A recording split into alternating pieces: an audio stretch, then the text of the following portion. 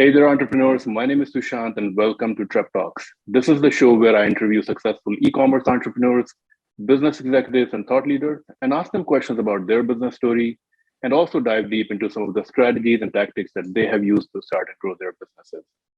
And today, I'm really excited to welcome Reid Simkovitz to the show. Reid is the founder and CEO of the Scruffie. Scruffie is a neck groomer that allows individuals to shave the back of their necks. And today I want to ask Reid a few questions about his entrepreneurial story and some of the strategies and the tactics that he has used to start and grow his business. So thank you so much for joining with me today at Trep Talks. Thanks for having me. So yeah, very interesting product. Can you share a little bit about what your product is, what it does, and what problem is it solving for people? Sure. So basically the Scruffie, I invented it to shave the back of my neck. And I did that while I was going to school at Louisiana State University. And I struggled shaving the back of my neck in between haircuts.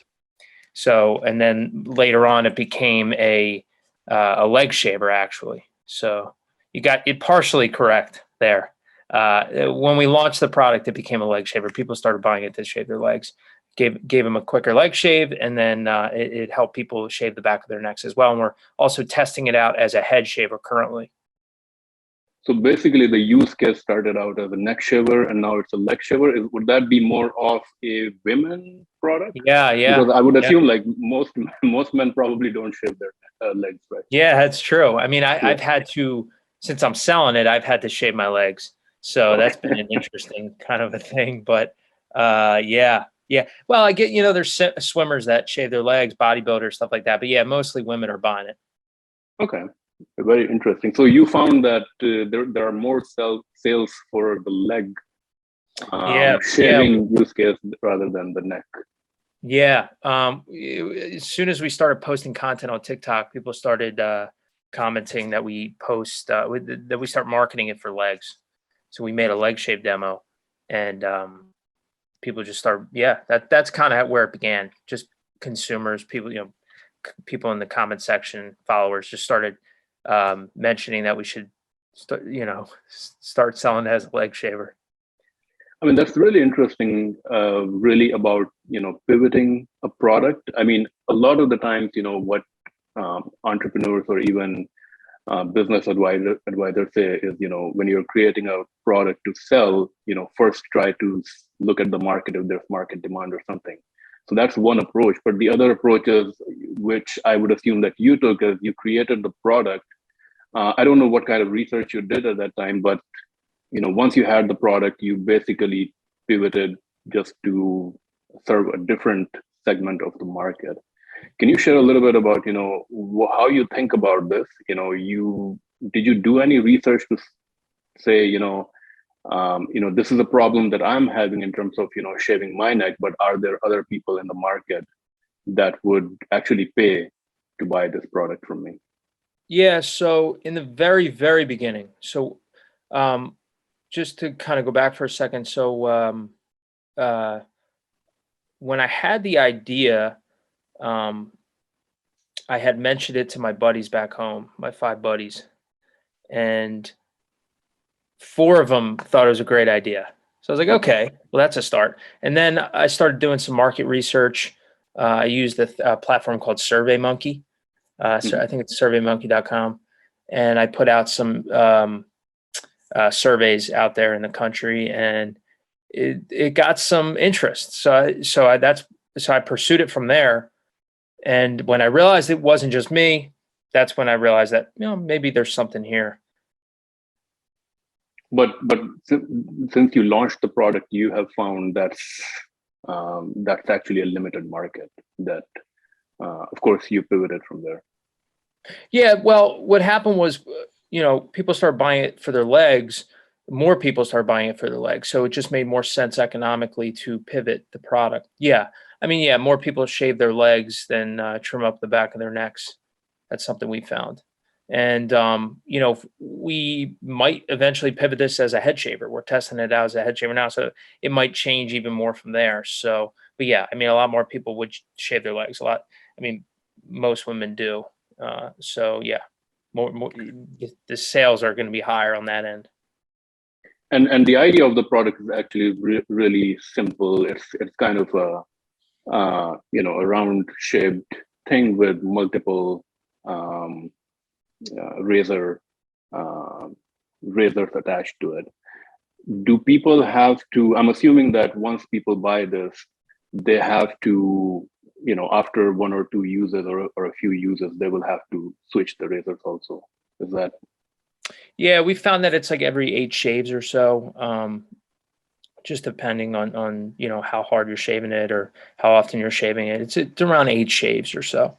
You'd have to change out the blades. It's right now it's $8.99 for a pack of 5.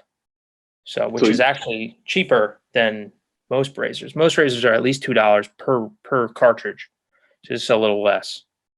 So you're selling the razor also. Like Yeah, people can't go to a grocery store, buy the razors that are available in the market and use that. Like there's a specific, the attachment in your product is specific to your razor only.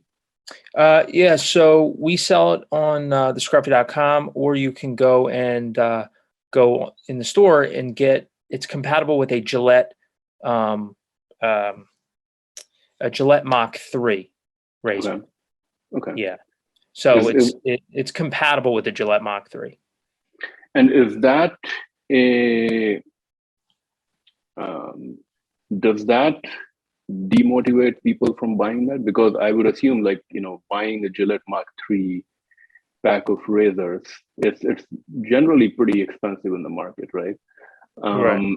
Do you think that people, when they see that, of course I want to shave my legs or something, why don't I just go and buy like a regular uh, shaver and use that would be less expensive rather than using this. Have you done any sort of like cost analysis to see um, if your product, what kind of customer would actually buy this, even for like Well, a use case like shaving their legs? well, for starters, I think most people are buying everything online anyway. So the retail stuff is just kind of like a side thing. So it's not like it's easier to buy everything online than to go out to a store and purchase over expensive blades. So it would be cheaper in the long run to buy the Scruffy and the blades. Just the blades are a lot cheaper.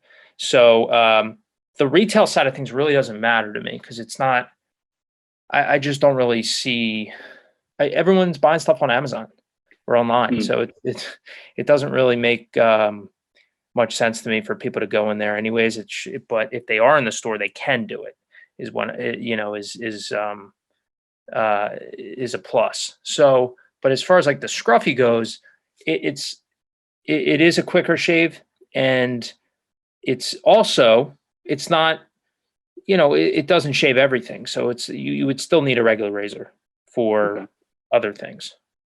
So basically, the business model is on the line of printer and the cartridge and cartridge kind of a model where the person buys the printer once and then they have to buy the ink cartridge, and that's where they actually make the money. Is that your business model also, where you have a higher profit margin on the razors itself, because that's what people are going to buy again and again? Yeah, I mean, well, so actually, there's a higher profit margin on the Scruffy itself, and this is something we've kind of gone back and forth with. Should we raise the price on the razors, lower the price on the Scruffy? But we are trying to get the cost down for the Scruffy at least. But as far as the razors go, the profit margins aren't as high on those. So we are actually trying to, make a majority of the money on the Scruffy, even though it is a one-time product. We still are trying to get, because there's a lot of people out there that still have not heard of the Scruffy, still have not purchased the Scruffy. So I think that's the main source right there. Now, the product itself, I would say, is relatively simple. I guess once someone looks at the design, it would be relatively easy to copy it. And I know that you have got like patents on your product. Um, Can you share a little bit about, what was that the rationale that, I don't want my product to be copied, so let's invest in the patent. I would assume that costed a good amount of money for you to get it patented. Yeah, that was the initial cost. The initial cost was to get so once we got the prototype, once I had the prototype in hand, I went over to the patent attorney, and he suggested we do a design and a utility patent. That cost like $16,000. And that's what I used. That was out of my savings. So that's kind of what I used in the very beginning to get everything going. So that was the first major cost. And the reason that we did that was because not just you don't want people copying your product, you want to protect that, but also it prevents other people from taking legal action against you and suing you. If they create a similar product in the market, and you don't have your protection on your product, they could sue you. And put you out of business. Do you find in the market anyone coming up with like a similar kind of an idea? Maybe the design is a little bit different, but or your patent would be can defend against that also. Like let's say someone creates a similar product, but it has, let's say, a handle, right? And maybe that enables it to people to shave their legs a little bit easier or something like that. Would your patent be able to defend against something like that? Yeah. So, well, there actually is a similar product out there in the market.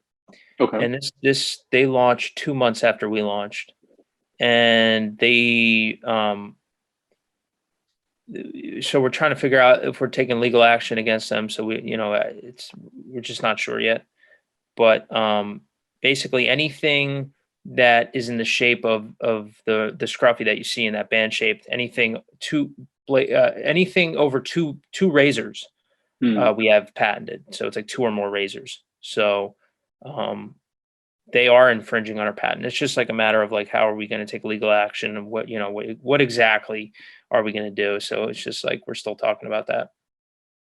I think that's a bit of a challenge with with the patent, right? Like even if you have the patent and you can identify someone copying your product, like just to fight that, just the legal fees to fight that is kind of a challenge, right? Is that what you find? Yeah, it's funny you said that, because I was talking to the founder of Bop It, the toy Bop It. Okay. And he told me that's exactly what he said. He said, it's like having a really, if I can recall, this was a while ago, I think he said it's like having a really expensive bullet, but you don't have like a gun. Yeah. And it's like, okay, I have the patents, design, the utility patent, we have another design patent pending, but it's like, okay, well now you got to pay for the legal side of things. You want to take them to court, that's expensive. So it's like, so yeah, that's a bit challenging. You're right though. Actually, recently I was talking to another founder, and I was asking them, they took a little bit different approach to this. I don't think I've posted that interview yet, but I think the approach that they took was, instead of getting their product patented, I think they got trademark. And the benefit of doing that was, that I think I'm not completely remembering the logic, but I think his logic was, on Amazon, it's much easier if you can show that a product is trademarked to get Amazon to take off other competitors' products, rather than if you go the patent route, the Amazon is going to ask you, hey, fight the patent, get the ruling from the court, and once you have that ruling, then bring that to me, and then I'll take some action.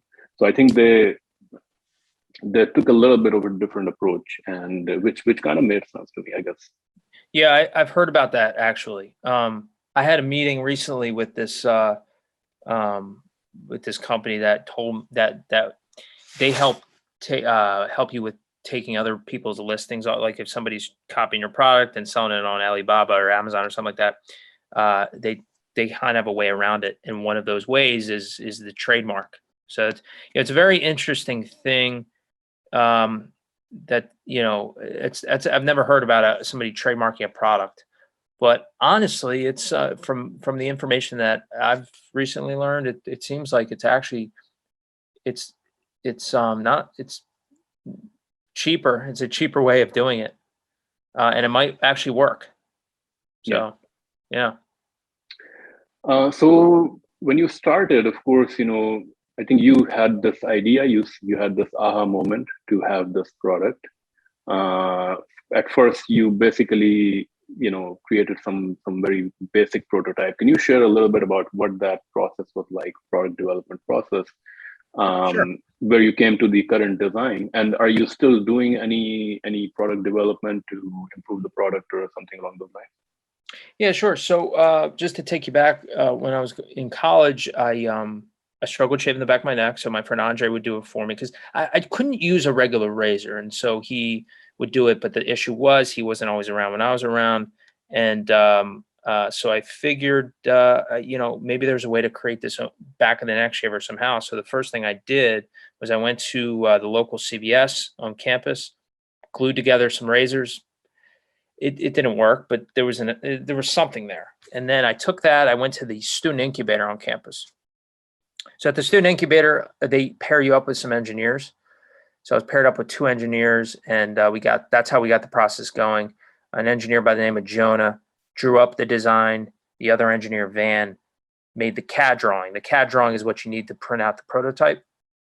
So we got the prototype in, and then now this process took like over a year and a half, so it was a while.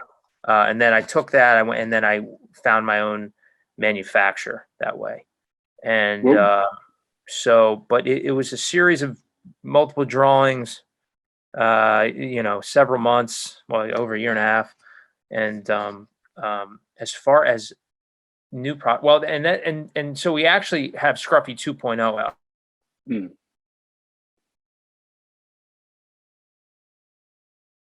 So it seems like you got disconnected. It's Scruffie 3.0, if we can, not to get too far ahead here, but we'll have some changes to that as well. But as far as other products, there's things I'm thinking about, shaving creams and lotions and different things like that. Yeah, I'm constantly thinking about how can I improve, just like a regular razor, there are different things like that, the regular shaving accessories. So I'm always constantly thinking about those things. Okay. So when you were initially doing these prototypes with these incubators, were they actually charging you anything? Did you have to pay anything for that, or was it completely pro bono kind of? Yeah. So I think it was in the tuition cost, but the first prototype was $92.10. So I had to pay for the prototype, and so that was actually technically the very first cost, was that prototype. So I believe, though, it was through tuition. I think maybe I had to pay extra a little bit. It wasn't that expensive. Wow, interesting. Yeah. So you have the prototype. How did you go about finding the manufacturers? Are you getting this manufactured in China? And how did you interview multiple manufacturers?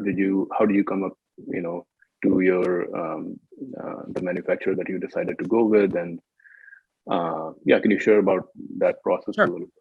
Yeah, it's an interesting thing. So I struggled doing this. So I basically made a goal for myself to reach out to two manufacturers every single night, and it was tough. You're Googling things, you're calling manufacturers. If they can't help you, I always ask them, well, who can? So I would always get redirected to different manufacturers. So, but basically every night, two manufacturers, sometimes three, sometimes four. I would email them, and more times than not, it was no. They weren't interested. They laughed at the idea. It wasn't until I was sitting at work. I was working. This was in China, by the way, or was it like Alibaba? So no. So it's I'll get there in a sec. Okay. Basically, I was sitting. So I couldn't get I couldn't find any manufacturers. And it wasn't until I was sitting at work one day, and a buddy of mine just called me to catch up. And it just happened that he was working at a co-packer, and he they work directly with a manufacturer. So just like that, I got a manufacturer and a co-packer. They were they're in China. That was the first manufacturer. Second manufacturer is also in China, but they're also based out of the UK, and that's who we're currently using right now. Okay. And so you basically got this manufacturer through a reference. So, there was some, you knew that they were a good manufacturer, or they're not going to, send you broken products or something like that. Yeah. Well, the first product, the first Scruffie had some issues. So that was not a perfect thing, and they could not fix those issues. So that's when we had to change manufacturers, redesign the Scruffie. But it worked. It worked okay. It didn't work that great, but Scruffie 2.0 works a lot better. So when you ordered your first batch, like how many? Because manufacturers usually have like a minimum order quantity kind of thing. Yeah. Did they say you have to order 1,000 or 2,000 or something like that? Yeah, it was 1,000 units for the first first round of manufacturing. Okay, and the cost was not prohibitive. Like the cost was not too high where you would say, no, I don't want to do this. Because well, by that point I was already so deep into it, so I had to. So basically, it was I had to come up with, it was like $17,000, and I got 5,000. That's when we made a Kickstarter. So we made 5,000 from the Kickstarter. That was on this Shark Tank show that Barstool Sports hosted. That was another $5,000. And my grandfather gave me another $5,000. And then I used the 2,000 for my savings. So that was how we came up with it was hard to come up with the money, but it kind of all worked out. But it wasn't exactly cheap like that. It was a lot of money back then. Still is. Okay. And looking back, do you think, are you still happy with your decision of moving forward with this business? I mean, of course, I think it's all in all, it's a great. I mean, even if in the long term, it's a great learning experience, right? Yeah. No, I mean, I'm glad I did it. I wish I had gotten the product correctly the first time instead of kind of rushing it. But that was one of the mistakes that probably I learned early on. But I am learning a hell of a lot. It's crazy. It really is. Any tips on how you ran the Kickstarter campaign? Of course, it was successful for you. What can other founders learn from your experience?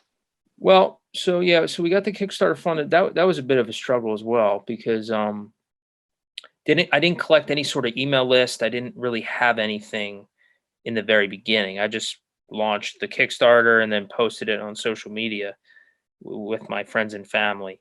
So I would say, honestly, looking back, and for the Scruffie 2.0, we had to raise some money, but we didn't use a Kickstarter back for the 2.0. So what we did was we used TikTok and just our website. We directed people to the website, and that's how we got the pre-orders. So I would actually suggest people do that, go that route. Make a TikTok account, YouTube, something like that. Direct people to your website that way, because Kickstarter and those crowdfunding campaigns take a percentage. But I would just say, you got to come up with creative content, and that's kind of what I spend my day doing, is coming up with organic, creative content, and that helps drive the revenue. That's what drives all the sales, and that's what helped me with the Kickstarter. Initially was basically it was a series of things, but it was me just reaching out to friends and family. So I didn't do it probably the best way, but the second time I crowdfunded was the right way. That was through organic, creative content, directing people to the website, and we made, it was like almost $17,000 for the 2.0. Wow. So it seems like TikTok is working really well for you in terms of as a sales channel. Is it really just TikTok, or other does Instagram work well? Yeah, Instagram does. The Reels work, but it's easier to go viral on TikTok. Like 244,000 followers last time I checked, as of what is this, March 21st. So that's where, over 150 million views, spend no money doing it, just time and effort. That's where all of the business comes from, just TikTok. There's no ads or anything. So what is your approach? I haven't seen your TikTok channel, but seems like you're doing really well. Can you share, you said you spend a lot of time trying to figure out coming up with like creative content for TikTok. Can you share maybe one or two examples of what you've done, or maybe one or two posts that have done really well, and what kind of time and effort went into planning that and executing that? Well, the ones that do really, really well, like are the leg shave demos, or the demos themselves. Those are 22 million, 20 million, 10 plus million. That's the leg shave demo. Then then I just tell stories. So I tell stories, and those one's about to get 11 million views. And those do really well, the stories. And then I also do skits. I haven't done them in a while, but I did them more so in the beginning. Just skits, funny skits. I was thinking about doing another one actually recently. I might do it today actually. So those work too. Q&As, that works as well. Just answering people's questions, telling the stories in getting the people's attention right off the bat, and then making it quick and informative and entertaining. That's all I try to do. So when you do the demo, like, do you find your friends to shave their legs, or how do you get the models? My friend's girlfriend was helping me out for a while, so she really helped me out, and I shaved my own legs. Like, I just posted a demo yesterday. That was my leg. Okay. I think it has like 20,000 views, but it's just so interesting, right? Because I didn't think this would become a leg shaver. I didn't think this would pivot into this. And I just get my friend's girlfriend, or my friend's sister, or just friends and family, Wow, interesting. Actually, my stepmom, I got to give credit. My stepmom, she was the one that actually, that was the very first demo. Once that went viral, that was the first leg shave demo. That went viral, 2 million views. I was like, that's when things started taking off, and we eventually sold out of inventory. But I got to give credit to my stepmom for that. Okay. So basically, social media drives the traffic to your website, and then I'm assuming on your website you capture email addresses and those kind of things. Can you share a little bit about, what do you do when people come to your website? How do you send out emails for anyone who doesn't buy, and do you find that there's a conversion rate for those kind of customers? Yeah, so we've experimented a little bit with this. So when you have a Shopify store, they have that app store, and you can kind of experiment through different apps. So in the beginning, we used like, if people didn't buy or something, we would send them a text or an email, like, I don't know, an hour later, and then I changed it to like 6 hours later. You kind of experiment with the timing there. 10 hours later, stuff like that. So it's generally, I think we stuck with the 10-hour rule. That helps. We send out emails, not as frequently as we used to, just because the focus is so much on TikTok, but sending out mass emails helps a lot. We've gotten a lot of sales from mass emails.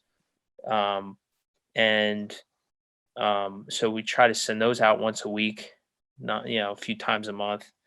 I'm just trying to think what else we do. There is a pop-up in the very beginning when you get to the website.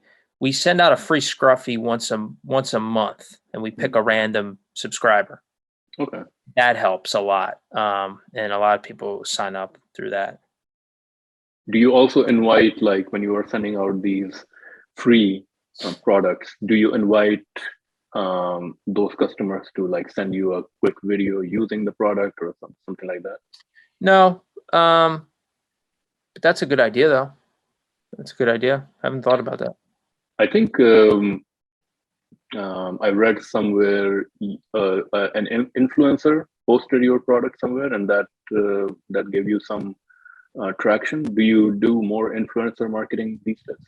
You know, it's funny you mentioned that. So in the very beginning, before TikTok, I sent out 1,000 messages, 1,000 direct messages to influencers, and it it didn't really work as much as it probably should have. But a few people posted about it, and one person posted it. His name's Alex Costa. He posted a neck shave demo on TikTok in the very beginning. That's what inspired me to kind of go to use TikTok more. So he posted that on his TikTok channel. We got more sales than like ever. It was like, I don't know. I don't remember what it was. But and then another. And he didn't charge you anything for that? No, and he has like millions of subscribers, and then two other people, Natalie's Outlet and Taylor R. They also have million subscribers.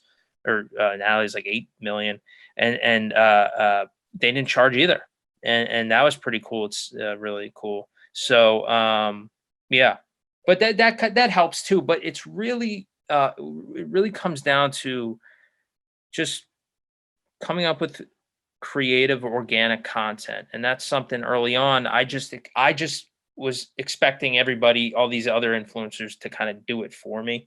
And that was a mistake. It was like, no, that helps, but you really got to put in the work, and you got to be creative, and it worked. It's been working so far. I mean, it's really interesting. Like business, the definition of business has really changed, I would say, in the last 10, 15, 20 years. It's no longer just this, a logical exercise. I mean, these days, you almost have to have a creative person, a team person, or a co-founder who's there to, really get your brand message out there in a creative, entertaining way, rather than, just spending money on ads or, things like that. I guess that has its place also. So that brings me to this question, like in your team, are you doing everything? Do you have any help? Do you have co-founders? Do you have any team members that help you out?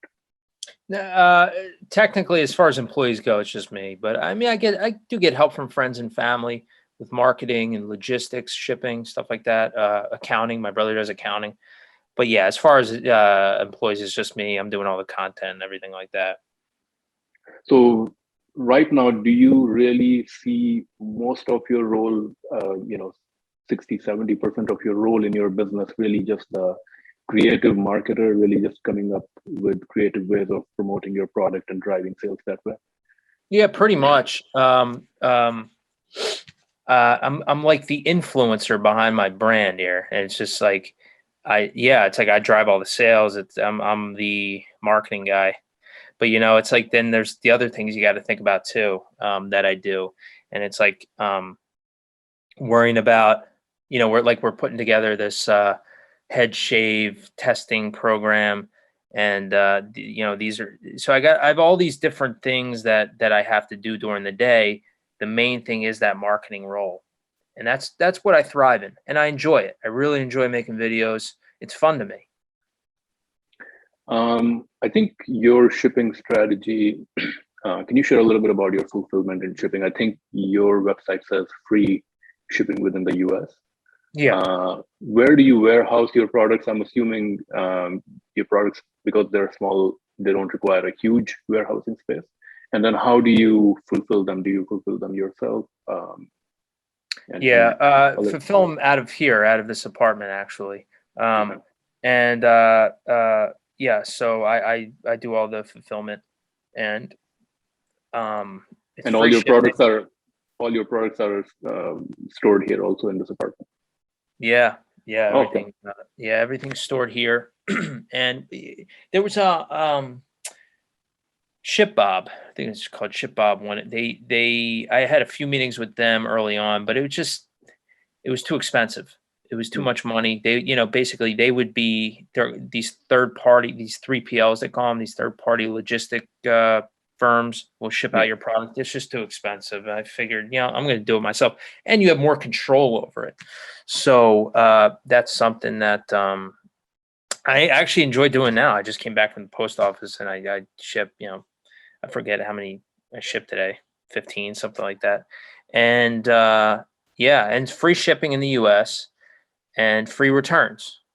And Urban Outfitters, we were doing international orders for a while, but it made more sense for customers to go to Urban Outfitters because it was cheaper and they do a better job.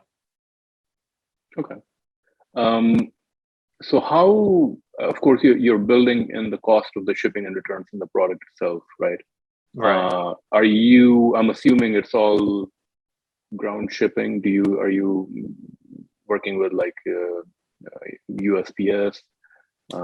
It's just regular ground shipping.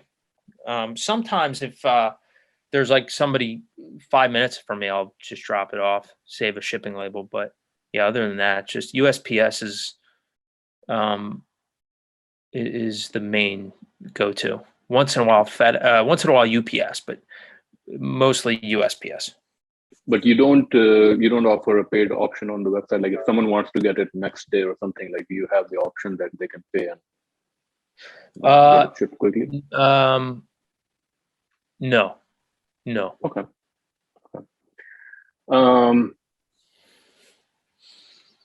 So I guess I'll be wrapping up now. I will say through Amazon though. Through Amazon you can though, just not through our website. Okay. So you do sell on Amazon?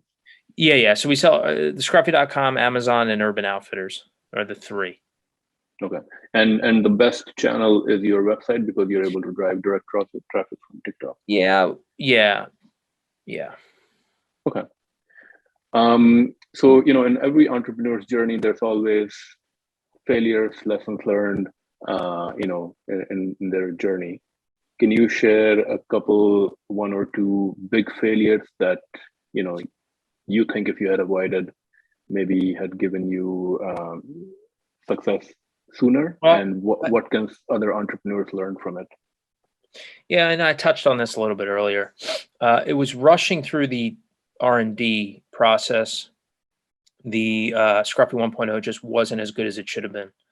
And in the process, there was a lot of, or because of it, there was a lot of returns. There was a lot of just bad feedback, changing manufacturers, and just, even the patents, we got to get all new patents. So it was because, rushing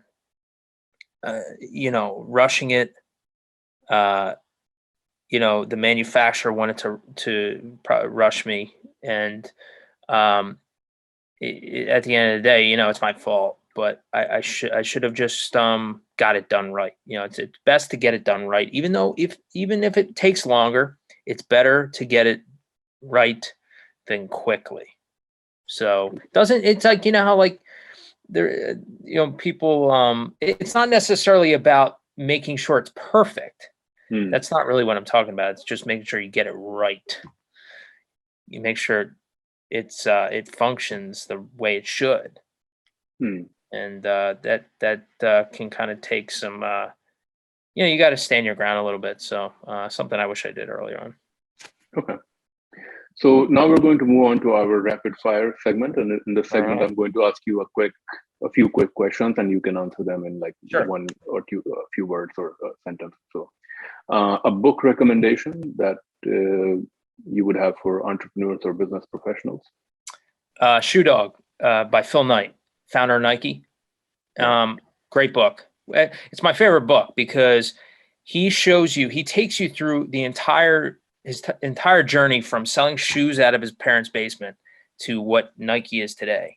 And I think it's just his storytelling is amazing. And it gives you some really good insight on what the entrepreneurial journey is. An innovative product or idea in the current e-commerce, retail, or tech landscape that you feel excited about? Virtual reality in the terms of job training. Like the other day I saw truck drivers were training through VR. I'm like, there's something to this that other industries have not, like we haven't even seen yet. Other industries haven't even touched on yet. So I'm really curious to see what that looks like. Definitely. A business or productivity tool or software that you would recommend, or a productivity tip? Um, you might laugh, but there's a app on the iPhone called Screen Time, and it shows you your Yeah. screen time. It's brilliant because, and it's simple, but it's brilliant because even if you cut, it shows you how much time you're spending on different apps. So if you cut 30 minutes off YouTube or something like that and put it towards something more useful, that's pretty darn good. Yeah. A startup or business in e-commerce, retail, or tech that you think is currently doing great things? I think any of the electric car companies, Tesla, Rivian, Lucid, the future is electric cars. And I know it's kind of different than shaving and stuff like that, but in the next 25 years, there's going to be no gas powered cars. That's crazy to me. So Yeah, they're way ahead of the curve, and they're doing great things. Definitely. a peer entrepreneur or business person whom you look up to, or someone who inspires you? Nick Bear, founder of Bear Performance Nutrition. I love the way he leveraged YouTube to get his business going. I did the same thing with TikTok. Cool. And final question, best business advice you ever received or you would give to other entrepreneurs? There's a book called Shut Up and Listen by Tillman Fertitta. And he said, when things are good, we forget how things will be bad again. And when things are bad, we forget that things will be good again. And I think that what that does is that keeps me level-headed and neutral-minded. When things are going great, don't get so high. And when things are when things are bad, don't get so hard on yourself. Be neutral-minded. Perfect. So thank you, Reid. Those were all the questions that I had. Really appreciate your time today, sharing your story and your business strategies and tactics. Really appreciate it. If people want to buy your product or get in touch with you, what is the best way to reach out? Yeah, so you can go to the Scruffie.com, the Scruffie, SCRUFFIE.com, Amazon, Urban Outfitters, or at the Scruffie on social media, TikTok, Instagram. TikTok's usually where you'll see me. That's where the content is. So you can catch me there. Perfect. Thank you. Thank you so much, Reid. Really appreciate your time today. And thank you again for joining us today at Trip Talks. Thanks for having me. It was a pleasure.